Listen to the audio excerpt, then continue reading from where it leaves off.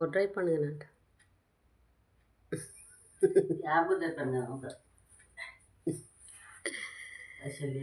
బొడ్రాయి పండుగ నేను చెప్తున్నా ఏమలద్దా. మరి అన్ని ఊళ్ళు అయిపోయినాయి, మరి మన ఊళ్ళైనా ఎందుకైతే లేదు ఇంకా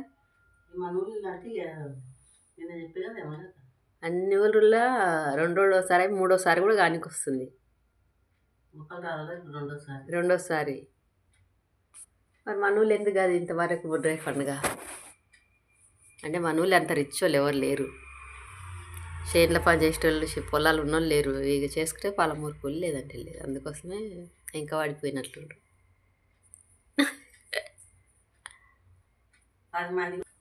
మనకే ఎక్కువ ఖర్చు వస్తుంది ఒకవేళ బొడ్రాయి పండుగ వేస్తే. మళ్ళీ ఇంటింటికి ఆటనంట, అంటే ఇక బయట అయిపోతాయి. మరి ఇంటింటికి ఏట కాకపోయినా బయటికి వెళ్ళి తెచ్చే బదులు అన్నీ తెస్తే కొనుక్కొస్తారు, వండుకొని తింటారు.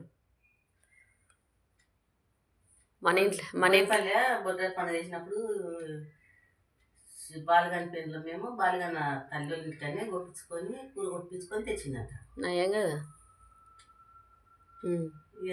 ఈమె కూడా జయ కూడా పైసలు ఇచ్చిందంట. మరి అక్కడనే మాకు కూడా ఇద్దరు కలిసి కొత్తన జీతము అక్కడనే కొట్టించుకురా అని ఇక అట్లే కొట్టుకొచ్చిందట. కానీ ఇక మనం పోకపోతే ఎవరో పోకపోతే ఇక కూర రెండు రోజులు 3 రోజులు తిన్నారంట వాళ్ళు. మనం పోతే ఎంత తింటున్నాం? మా అయితే తింటే ఓ పూట తినొస్తుంది అంతే కదా. ఒక పూట కిలో మటన్ పోకుండా ఒక పూట పెద్దోళ్ళం పల్లెళ్ళు అప్పుడే వచ్చిందంట. చిన్నప్పుడు వచ్చిందంట ఆ రోజు.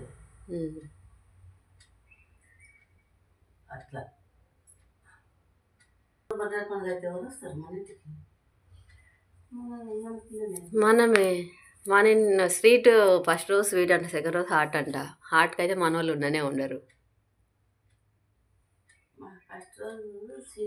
ఫస్ట్ రోజు స్వీట్ రోజే ఉంటారు సున్నితోళ్ళు, సెకండ్ రోజు ఉండరు. ఇక మూడో రోజుకు లేపుతారు.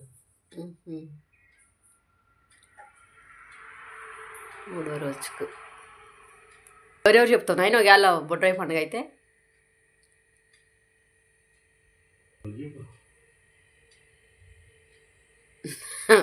మన కాడికి అయితేనే సరిపోతుంది ఇల్లు, ఇంకెవరికన్నా వస్తే సరిపోదు, పైన టెంట్ వేయాల్సి వస్తుంది.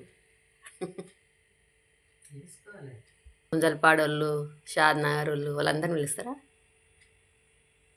ఏమలత్త తల్లిగారు, చిట్టోళ్ళ అత్తగారు,